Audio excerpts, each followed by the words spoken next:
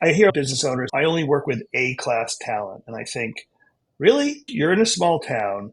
You don't pay top salaries for your industry. You're probably not paying what Google or Goldman Sachs pays, and you're probably not recruiting from those places. So what does A-class talent actually mean to you?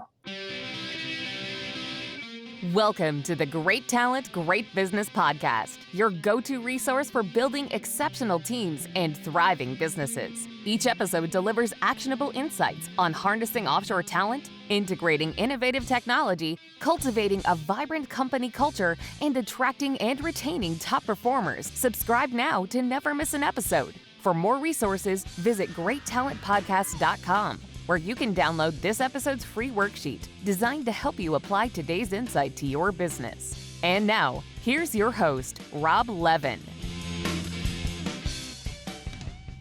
Today, I'm joined by Lewis Schiff, an entrepreneur, author, and educator with a passion for helping businesses grow. He's the chairman of Birthing of Giants, a great and powerful community of entrepreneurs focused on scaling their companies. Lewis has successfully built and sold 2 businesses to publicly traded companies, and he's the author of several acclaimed books, including Business Brilliant and The First Habit. Lewis, great to see you. Let's dive right in. Thanks, Rob. Happy to be here with you. Let's start with this. So Birthing of Giants, also it evolves into Gathering of Giants, has helped hundreds of entrepreneurs, including Work Better Now, scale not just businesses, but leadership teams. In your view, what do the most successful founders get right and or wrong about building their teams? The first thing that they get right is that they have a lot of clarity on what they're trying to do X numbers of years from now. I mean, to do anything substantial in your company usually takes 3, even as many as 10 years. So when business owners are only ever thinking about the next year, then they have trouble figuring out what kind of leadership team they need. But if they have an outcome in mind, for example, they want to sell the company in 5 years, then you'd have clarity on what kind of leadership team you need to build. Or they want to run the company forever and they love being in the thick of it, then you'd build a very different kind of leadership team. And so the best business owners build a leadership team that reflects their, what we call outcome. And by looking out a few years, what do business owners do saying, all right, well, in a few years, I'm going to need this type of CMO, and this type of CMO costs X. My budget right now is Y. Do they spring for X or what do they do? It's fairly binary. If you want to have a leadership team that can run the company not only as well as you would, but better than you, you have to add in all these. Most organic entrepreneurs hate adding or aren't going to think about adding. So you might have 3, 4, 5 people at your company who really have very little to do with revenue, but they help you run the company. And if you think about the cost of that, that could be $500,000 to $1 million. If you think about the high end of that, meaning really talented people, then you have to have a whole story for them, meaning in 5 years, we plan on doing this with the company. You should come on board for 5 years to do this with the company. A lot of entrepreneurs, they try to hire people. They say, it's great to work here. You get paid $100,000. We have a great culture. They don't say, and in 5 years from now, you could walk out with $3 million if we do a lot of things right. Because they don't know what outcome they seek. Yeah. But if you do, you can tell that story. And if you don't, you can't tell that story. Also, I would argue, if your answer is, I just want to keep running this company like I'm running it because I like my life. I like the profit I take home. I like being good at what I do. I like the importance that this job gives me, although they would never say that. Then they'd say, I need to hire people who can get stuff done because I like running this company as the king or queen of my castle. And then they would hire people probably who are a notch below super talented. And they'd also pay less. I hear a lot of business owners, I only work with A-class talent. And I think, really? Like, you're in a small town. You don't pay top salaries for your industry. You're probably not paying what Google or Goldman Sachs pays. And you're probably not recruiting from those places. So what does A-class talent actually mean to you? I'd say to a lot of entrepreneurs, learn how to run your business on B-class talent because that's much more available than A-class talent and they're a little less expensive. If you make that decision to go for more of like being a lifestyle entrepreneur. Well, lifestyle is a little pejorative, I would say, because we have business, we call it small giant. We have businesses in our community where the owners take home $10 million a year, take home. Or their businesses are doing $100 million a year in revenue. It's a nice lifestyle, right? You can call that a lifestyle if you want, but I would say that's just an amazingly profitable business. So there's nothing about being a small giant that means you're actually small in revenue or profit. It just means you're small in complexity. If you're in e-commerce and you recruit 3 people from the sort of medium ranks of Amazon, you got to listen to them. But if you are that sort of smaller giant that hires sort of less A-grade talent, they will give you their ideas. I'm sure they're very good ideas a lot of the time. But you'll be that CEO that says, no, I'm doing things my way, because that's how you like your life. So you have to know what your outcome is. Thanks for that. When I think A-level talent, first of all, it's, like you said, it's relative, and it also is relative down the ranks, right? You have the leadership level and you have the other levels. I heard a great expression, and I can't believe I've never heard this before, which is your leadership team pushing you or pulling you? Right. And right, which is a good way to look at it. Yeah. When they're pulling you and you're like, hey, I'm having trouble keeping up, that's a really good, depending on what you want, that could be a really what you want. Yeah. Right. And to get to that question of expense, so you can afford to have somebody who's whatever, twice as you think you can afford. If your outcome is that you're going to build in what capital markets, what private equity would call a platform company, where you're partnering with financial partners, market partners, and they, in order to feel like their money and their time is well spent, they need to see a bunch of people on your leadership team that some of it's silly stuff like pedigree, right? They came from the right colleges and that stuff. And we can laugh at that, but that's considered de-risking to the capital market. To them, because they've never really run a real business. Sure. So if your goal is to, let's say, grow through acquisition, okay, you're $10 million today and you want to double revenue, and you're either going to go out and sell twice as many clients or you're going to buy 3 companies and you need someone to fund it. And you go to those private equity firms and you have those meetings in a boardroom, and all that fancy stuff. And then you say, oh yeah, my cousin's my CFO and my frat brother is my, number 2. Right. And then they say, no, I'm not writing a big check to that. I need to see a guy who came from Amazon. I need to see a woman who came from Goldman, and that's what they start to say. We have a saying in Birthing of Giants, which is, you'll never attract founder-friendly money if you're not capital-friendly. Right. Right. And so it's easy to make jokes about those people, and I'm happy to make those jokes with you. But you can't say, hey, I want your money, but I really think you don't know what you're talking about. Fair enough. When it comes to mindset, and I guess we've kind of touched upon this a little bit, when people go through the birthing program, what shifts have you seen, particularly with it related to talent, but you can expand upon this any way you want. What mindset shifts have you seen them make after the birthing program and going through the classes and all of that? So one of our 4 levers in the business is called talent, or management, really. And so alluding back to what I said, what level of management do you actually want to afford? There's a lot of these phrases that get tossed around in our world of entrepreneurship. They become overused. But one is, how do you go from being an operator to an owner? Well, contained inside that clever phrase is that you have to leave behind a leadership team that can run the company without you, so you can own it and not operate it. And so, of course, that's a whole upgrading of your talent, which, as I said earlier, if you really want the top talent, you have to have a story for them. In 5 years, we will do this or whatever. So what I see is that they go through Birthing of Giants and they say, if I can create a leadership team that can run this company without me, the value of this company just doubled, tripled, quadrupled. Because all the other scenarios where they still need me in the company is viewed by those capital markets people as too risky. In some ways, your job as an owner is to essentially prepare your company to be bought by someone else. Now, what's important about that is that you may not want to sell your company, but you still should prepare your company to be run by someone else, because you may say, I want to dial things back, or I'm sick of it, or I got sick. I think there's another reason, which might be baked into your response, which is, what does it mean to build a company that will run without you, that is very sellable? It means you're actually doing a lot of the things you should be doing anyway, whether you're putting everything down in written processes, having the right team, having the right controls in place, planning, all of it. You're doing all of that. You don't have to sell the business.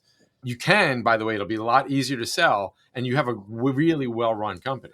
It works either way. So there's a phrase we use, which is, make every decision as if you're going to run your company forever. Make every decision as if you're going to sell the company tomorrow.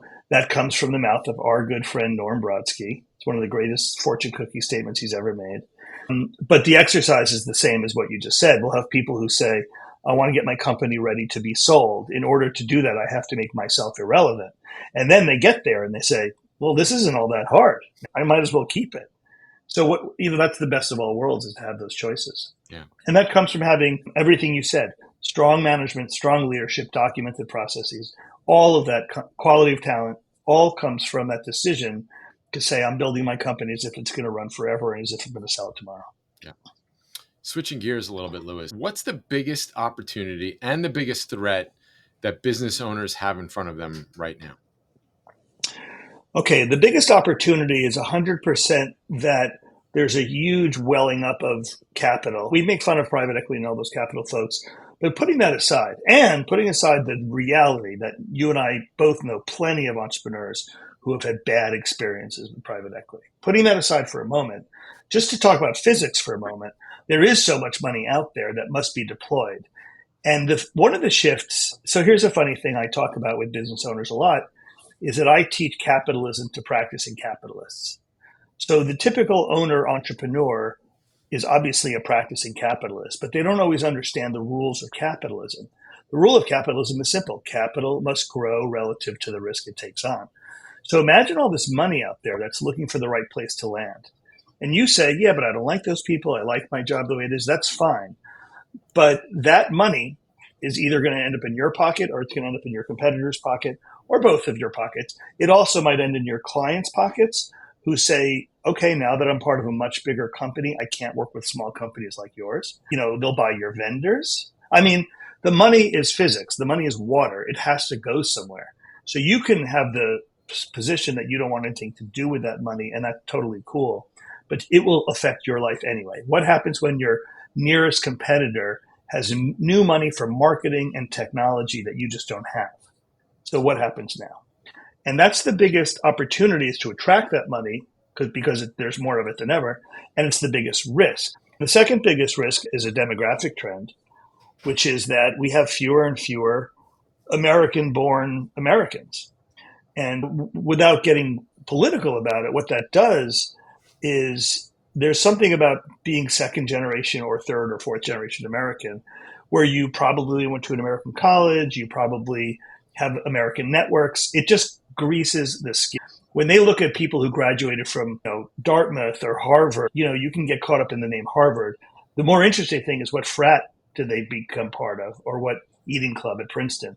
Because you can tell a lot about somebody by the network they formed inside an elite college. Those people fly through life because of that network.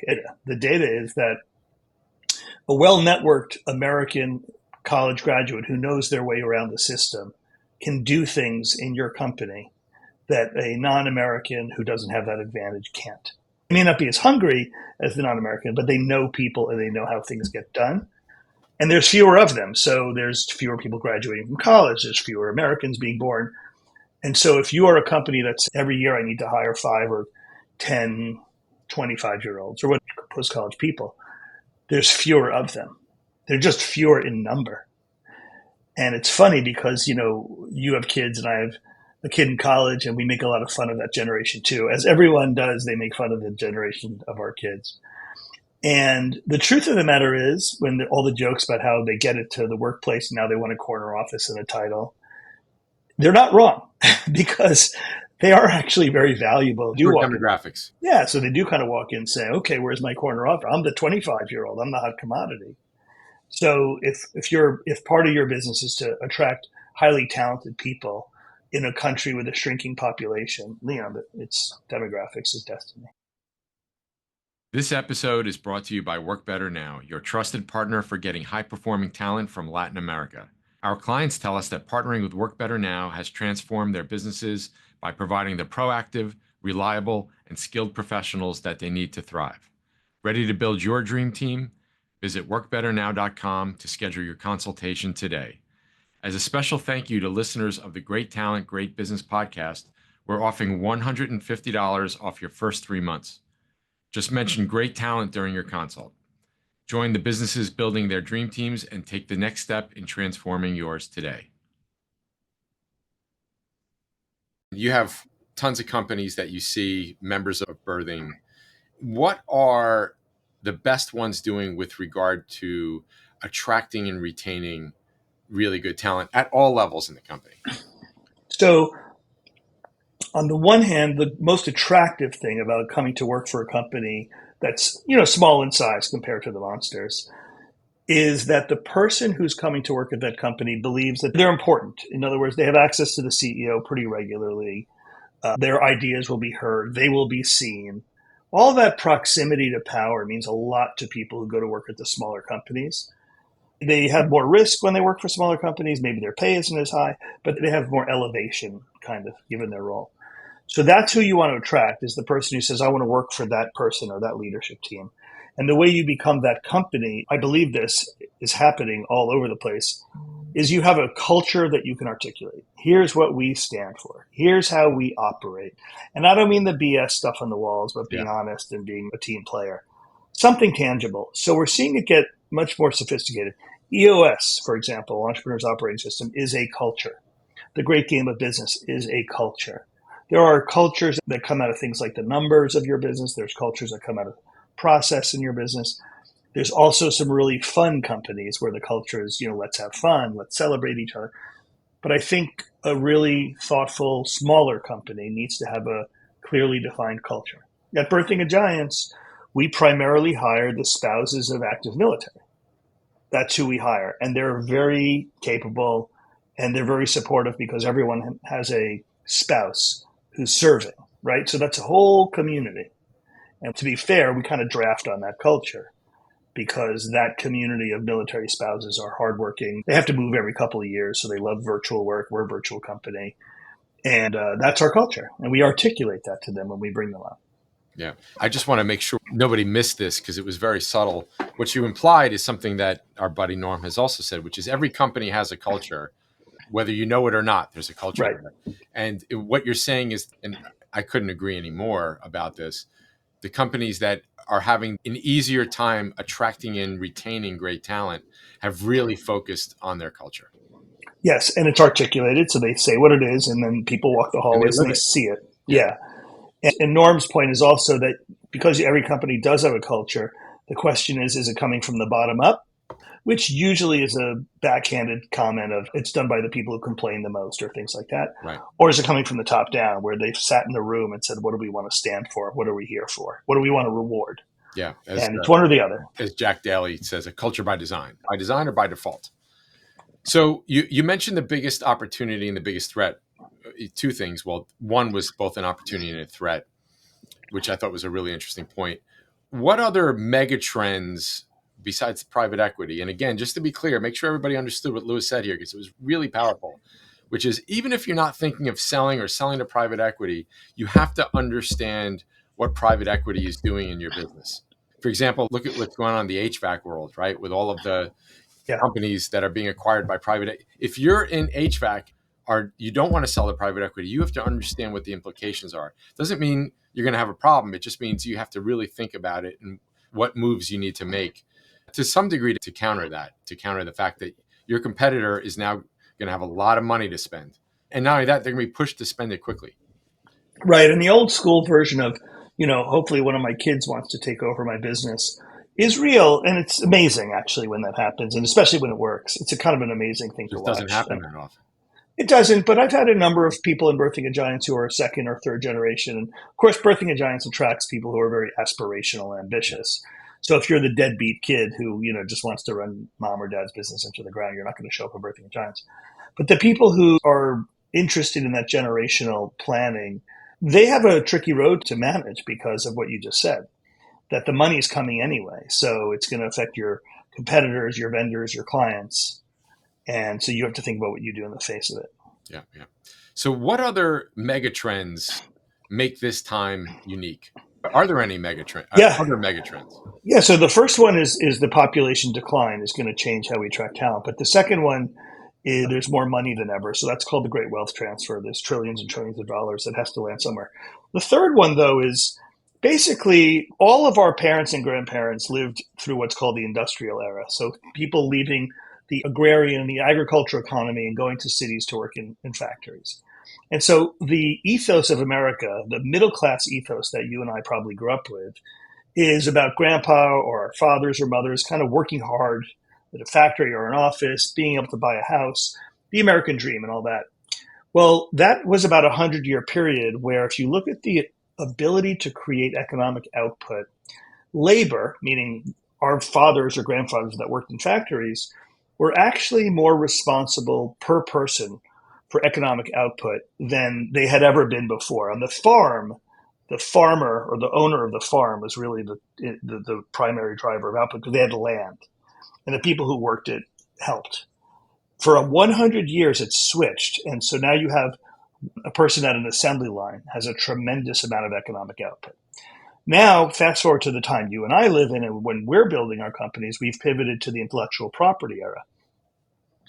And so it's switched back. And so every entrepreneur needs to understand that for the first time in our lifetimes, this goes back about 25 years ago, it switched from labor being the primary driver of output to capital being the primary driver of output. And you may not think of yourself as capital, but you are. You own a business. You own a business that has processes, has a brand, has revenue and cash flow. So you're the owner of capital in market terms. And about 25 years ago, as we entered into the actual intellectual property era, we became the most important part of the mix, owners of capital. And that's why, as a business owner or an entrepreneur, your job is to essentially do what we're supposed to do, which is to keep innovating in the face of great change, to keep attracting capital. That's what we're here for. And so if you have two businesses, one's a hardware store on Main Street, and they try to sell enough hammers and screwdrivers and nails, and the other one's a hardware store, which is called Home Depot, and they decided to become the biggest hardware store in the world. Those are two ways to be a hardware store. One of them innovates very differently than the other. And so your job as a business owner is to say, well, in the face of an intellectual property era, how do I innovate? And of course, the answer that, is automatically said for the past 2 years is AI. But there's 25 years worth of stuff before AI. There's the web, and there's e-commerce, and there's software as a service, and there's automation. Yeah, there's a million smaller innovators that piled up over time. AI is the kind of 800-pound gorilla in the space. But to use that as an example, if you run a landscaping shop and you say, I don't really need to use technology, I'm a landscaper, you're wrong. You're wrong. And so if you live in this last 25 years of the intellectual property era and you own assets, your capital, and you say technology is not that important to what I do, you're wrong. And you're going to get caught on the wrong side of things. Yeah. Yeah. That's an awesome insight. It's some, by the way, AI, when I do my talks, I think that's the last time we crossed paths was at EOS when we were both speaking, and I talk about the new talent playbook. AI is a part of it too. There's a talent shortage. Yes, of course, work better now. You can go offshore, which works for a lot of people. But hand in hand with that, you got to be thinking about AI to essentially to deal with the talent crisis. You should be looking at AI, and you'll be seeing people, I think, in a year are going to be talking about their AI employees. It's a pecking order. It's going to be that thoughtful, sophisticated, well-informed American employee who knows their way around. And they're going to be the most expensive and the most demanding. Then you're going to have the next level down, which will be offshore, which makes a ton of sense, actually, because human beings are still very flexible and can do all sorts of different things. And that's your workforce. And then you have AI below that. I don't think it goes from American workers down to AI. It's sort of American workers to offshore workers to AI workers in that order. And the job of every company, I don't mean to make a pitch for Work Better Now, okay, but I have to, because you do this math. You say, how many hours did my company work last year? Let's say they worked 100, I'm just going to make up some dumb numbers, 100,000 hours to make $1 million. That means that they made $10 per hour. And then you say, as a company, how do we generate the same $1 million of revenue at $9 an hour? Now, that's either because you're going to use offshore talent that might be paid a little less, or you're going to use AI. But that is the job. If you ask yourself, why is the stock market doing well right now? It's because every company has had a productivity dividend baked into it from things like AI and automation. Or the market's expecting one. Yeah. Market's expecting one, yeah. So every business owner, small or large, should have a kind of a fingertip access to their productivity numbers. How many hours does it take to generate the revenue? And how many hours will they have to work next year to generate the same amount of revenue, or obviously work the same number of hours to generate more revenue? But that's a function of I would call that a labor stack. expensive American talent, less expensive offshore talent, and then less expensive automated talent. Yeah. I might beg to differ a little bit I think what I'm not talking about Harvard and Yale and Princeton graduates, but our clients are telling us that they're seeing an increase in productivity with a lot of their offshore talent versus Yeah. their American talent. And I think that gets into generational stuff and it's Yeah. probably Also, what work do we give them, right? If you're an American born, college educated person, there's a saying that you and I come across a lot of cliches. And then, of course, the old saying is cliches are cliches for a reason. So they have this whole thing called soft skills, right? And then the saying is soft skills are actually the hardest skills. So the ability to read a person, the ability to develop a relationship, the ability to build a reputation, those are all soft skills. But that's what Americans are good at now. Yeah. Or if you're not, you're in trouble. You're in a lot of trouble. Lewis, this has been awesome, fantastic insights, and thank you so much for sharing them. Where could people find out more about you? Thank you for asking. Birthingofgiants.com. We lead 2 cohorts a year, basically a room full of 20 to 30 business owners who want to figure out how big their company was meant to be. And we do it through a 6-part process, which we call our Birthing of Giants Transformation Blueprint, which essentially leads them to creating a reinvented value proposition. In other words, a value proposition that fits the outcome they seek. And birthingofgiants.com is where you can learn all about it. And if your audience wants a free book, it's called The First Habit. So just Google Birthing of Giants, The First Habit, they'll find it. Yeah, awesome. Lewis, thanks again. And I'm looking forward to seeing you soon. Yes, sir.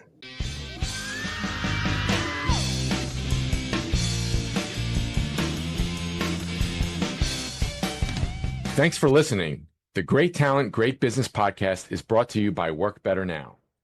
Don't forget to review, subscribe, and download the worksheet for this episode at the link below. If you'd like to connect with us, you can find us on LinkedIn at Great Talent, Great Business or visit greattalentpodcast.com.